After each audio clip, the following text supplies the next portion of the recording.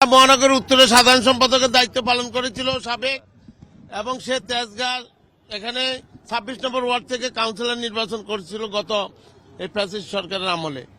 তারপরে ওই সময় থেকে সে রাজপথে সক্রিয় ছিল, অনেক মামলা হামলা, অনেক জেল জুলুম অত্যাচার নিবেদিত ছিল।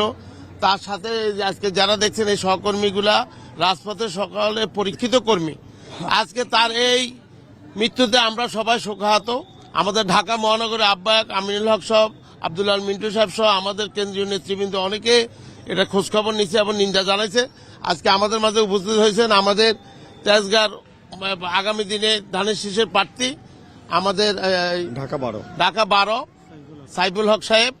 উনি আপনি জানেন উনি জাতীয় একজন নেতা, এবং পাশে আছেন আমাদের ঢাকা মহানগরের সাবেক যুগ্ম আহ্বায়ক, ওই এলাকার কাউন্সিলর সাবেক এবং বর্তমান 1 নম্বর সদস্য ঢাকা মহানগর উত্তরের আমি এল রহমান। আমরা তো আপনারা চিনেন, আমি তেজগাঁর সাবেক সভাপতি বিএনপির এবং ঢাকা মহানগরীর আমিও সিনিয়র মেম্বার।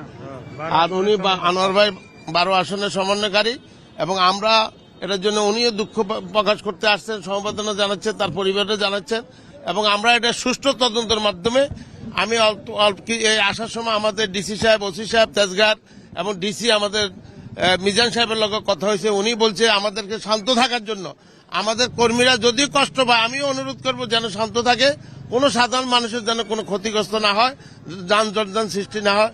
আপনারা আসছেন, আপনাদের মাধ্যমে দেশবাসীকে বলবো এই ধৈর্য ধরার জন্য, এবং আমার তেজগাঁর বিশেষ করে তেজগাঁ এবং ঢাকা 12 সকল সমর্থক কর্মীদেরকে বলবো, ছাত্রদল, যুবদল, মহিলা দল, স্বেচ্ছাসেবক সবাইকে বলবো আপনারা ধৈর্য ধরেন।